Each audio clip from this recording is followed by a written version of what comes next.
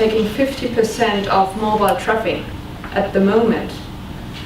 And in 2022, videos will probably take 75% of the whole mobile data traffic. So that's forecast. Videos will grow in importance. So we should deal with it. So let's go back to the so what question. What can we do about it? So we learned today that people are not really rational. And we have seen during this panel already how people react to videos. It was really interesting to see from the front how your attention was immediately caught by the videos that were shown by Carolyn and Jake. So yeah, if people have the prospect to see war unfolding live, to see crime, I mean it's already happening now, they will watch it. You can be sure about it. So yeah, the first lessons learned, this first so what, I'm stating the obvious here, but beyond social media, it's really important because the others, especially our adversaries, are already out there. And if we're not out there, we are missing out on a lot of information. Yeah, they are kind of talking behind our back. Second, establish a digital network. During a lot of social media crises, it was not really the person or organization who was attacked who resolved the situation.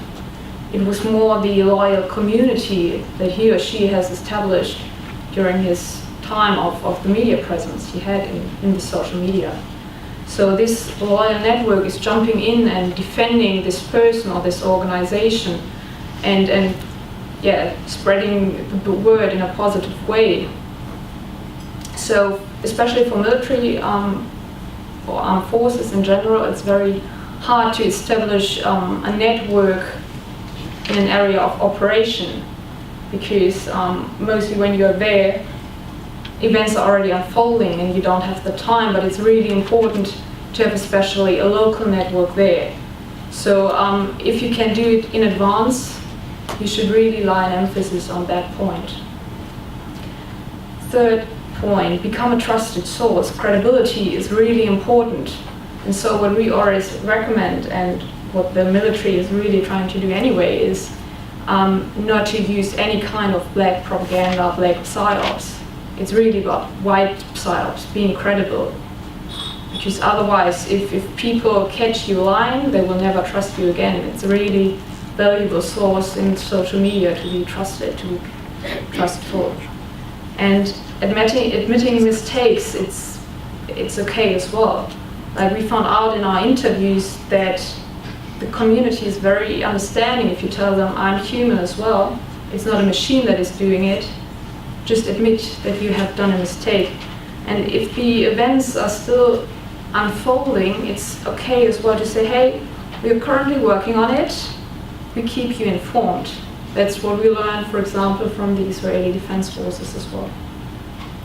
And the fourth and last point, embed journalists. So some armed forces are still very reluctant to embed journalists.